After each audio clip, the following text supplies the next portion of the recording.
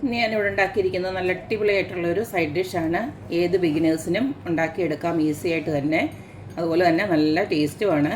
വേറൊന്നുമല്ല, ഒരു പൊട്ടറ്റോ പൊടിമാസാണ് ഉണ്ടാക്കിയിരിക്കുന്നത്.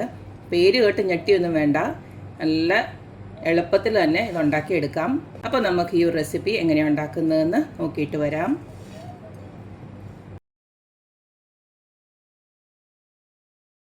വേഗത്തിൽ ഉണ്ടാക്കാൻ പറ്റിയ പൊട്ടറ്റോ പൊടിമാസ് ഉണ്ടാക്കാൻ വേണ്ടിയിട്ട് ഇതുപോലെ ഞാൻ 2 പൊട്ടറ്റോ ഞാൻ റെഡിയാക്കി വെച്ചിട്ടുണ്ട്. ഇതുപോലൊക്കെയുള്ള കഷ്ണങ്ങളാക്കി വെക്കണം. ഒത്തിരി അങ്ങ് തിൻ സ്ലൈസ് ആക്കണ്ട, ഇതുപോലൊരു രീതിയിൽ കട്ട് ചെയ്ത് എടുത്ത് വെച്ചാൽ മതി. ഇനി നമുക്കിതിലേക്ക് വേണ്ടത് കുറച്ചേറെ കൊച്ചുള്ളി വേണം. കൊച്ചുള്ളി ഞാൻ ഇതുപോലെ അരിഞ്ഞു വെച്ചിട്ടുണ്ട്. കൊച്ചുള്ളി ഒരു 10-15 കൊച്ചുള്ളിയോളം ഞാൻ അരിഞ്ഞു വെച്ചിട്ടുണ്ട്. പിന്നെ നമുക്ക് കറിവേപ്പില വേണം, പിന്നെ 2 ഉണക്കമുളക്, പിന്നെ പച്ചമുളക് വേണം, പിന്നെ ഒരു 3-4 അല്ലി വെളുത്തുള്ളി. അത് ഓപ്ഷനിലാണ്, വേണമെന്ന് വെച്ച് കഴിഞ്ഞാൽ മാത്രം ഇട്ടാൽ മതി. ഞാൻ പൊട്ടറ്റോ ഗ്യാസിൻ്റെ ഒക്കെ പ്രശ്നങ്ങൾ ഉണ്ടാക്കുമല്ലോ, അതുകൊണ്ടാണ് ഞാനൊരു 3-4 വെളുത്തുള്ളി ഇതുപോലെ സ്ലൈസ് ചെയ്ത് വെച്ചിരിക്കുന്നത്. അത് നിങ്ങൾക്ക് വേണ്ടെങ്കിൽ ഒഴിവാക്കാം, കുഴപ്പമില്ല. ഇനി നമുക്ക് ആദ്യം തന്നെ ഈ ഒരു പൊട്ടറ്റോ ഒന്ന് വേവിച്ചെടുക്കണം. നമ്മുടെ ആ പൊട്ടറ്റോ ഒന്ന് വേവിച്ചെടുക്കാനായിട്ട് ഇതുപോലൊരു ചീനിച്ചട്ടിയിലോട്ട് ഞാൻ കുറച്ച് വെള്ളം ചൂടാക്കാൻ വെച്ചിട്ടുണ്ട്. നമുക്കിതിലേക്ക് കുറച്ച് ഉപ്പും മഞ്ഞൾപ്പൊടിയോടെ ഒന്ന് ഇട്ട് കൊടുക്കാം.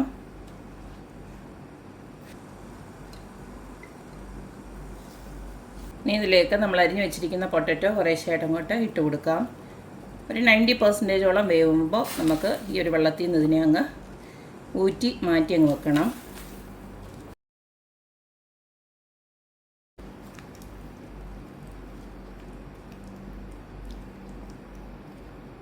ഇനി അതൊന്ന് വെന്ത് വരട്ടെ, അതുവരെ നമുക്കൊന്ന് വെയിറ്റ് ചെയ്യാം.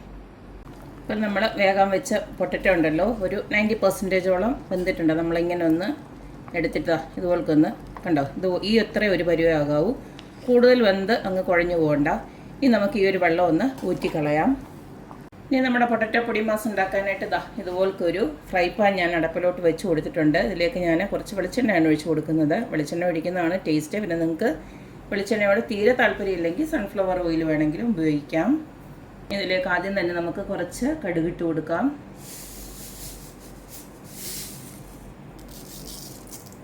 കടുക് ഇതുപോലൊന്ന് പൊട്ടി വരുന്നുണ്ട്. നമ്മൾ നേരത്തെ അരിഞ്ഞു വെച്ചിരിക്കുന്ന സാധനങ്ങളൊക്കെ ഉണ്ടല്ലോ, അങ്ങോട്ടിട്ട് കൊടുക്കാം.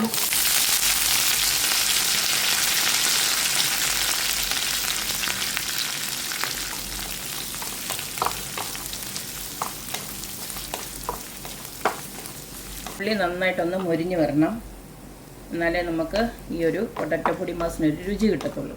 അപ്പോൾ ആദ്യം ഇതൊന്ന് നന്നായിട്ടൊന്ന് മൊരിഞ്ഞ് വരട്ടെ, അതുവരെ നമുക്കൊന്ന് വെയിറ്റ് ചെയ്യാം. പൊട്ടറ്റോ നമ്മൾ ഓൾറെഡി ഉപ്പും മഞ്ഞൾപ്പൊടി ഇട്ടിട്ടാണ് വേവിച്ച് വെച്ചിരിക്കുന്നത്. എന്നാലും നമുക്ക് ഈ ഉള്ളിക്ക് വേണ്ട കുറച്ചൊന്ന് ഉപ്പൊന്ന് ഇട്ട് കൊടുക്കാം. 1/4 ടീസ്പൂണോളം ഉപ്പിട്ട് കൊടുക്കുകയാണ്. പിന്നെ നമുക്ക് വേണമെന്ന് വെച്ച് കഴിഞ്ഞാൽ ഇട്ട് കൊടുക്കാം.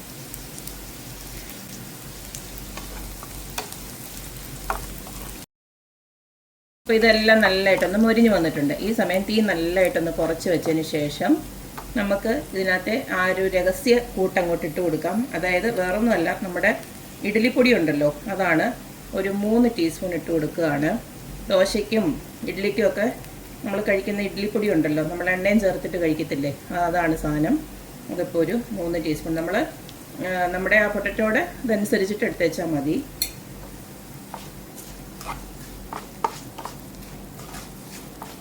ആക്ച്വലി ഈ ഒരു പൊടിക്കകത്ത് ഉപ്പുമൊക്കെ ഉണ്ട്, അപ്പം അത് ഞാൻ പറഞ്ഞ കുറച്ചിട്ട് കൊടുത്തേച്ചാൽ മതി. ഇനി ഒരു ചെറിയൊരു കളറിന് വേണ്ടിയിട്ട് ഞാൻ കുറച്ച് കാശ്മീരി ചില്ലിയോട് ആഡ് ചെയ്യുവാണ്. അത് ഓപ്ഷനിലാണ്, നിങ്ങൾക്ക് എരിവ് വേണമെങ്കിൽ മാത്രം അതൊന്ന് ഇട്ട് കൊടുത്തേച്ചാൽ മതി. 1 ടീസ്പൂണ് കാശ്മീരി ചില്ലിയോട് ഇട്ട് കൊടുക്കുകയാണ്.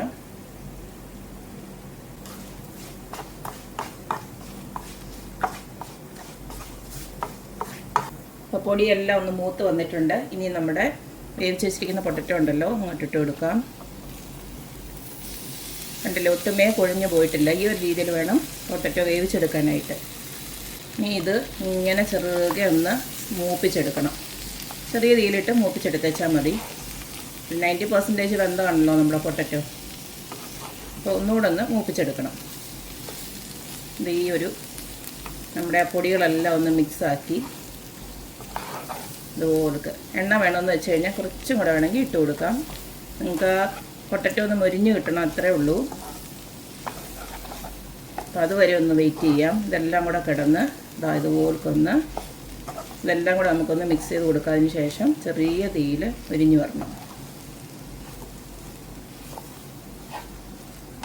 ചെറുതെ ഒന്ന് മുരിഞ്ഞ് വരട്ടെ, അതുവരെ നമുക്കൊന്ന് വെയിറ്റ് ചെയ്യാം.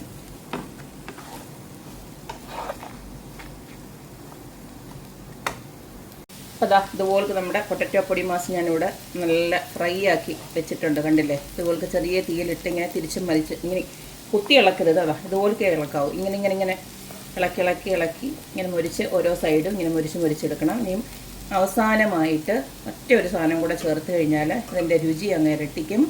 അതായത് വേറൊന്നുമല്ല, നമ്മുടെ നെയ്യുണ്ടല്ലോ, അത് ഒരു ശകലം ഒന്ന് ചേർത്ത് കൊടുക്കണം. ഇതുപോലൊന്നിട്ട് ഒന്നുകൂടെ ഒന്ന് മുരിച്ചെടുത്ത് കഴിഞ്ഞാൽ അപാര ടേസ്റ്റാണ്.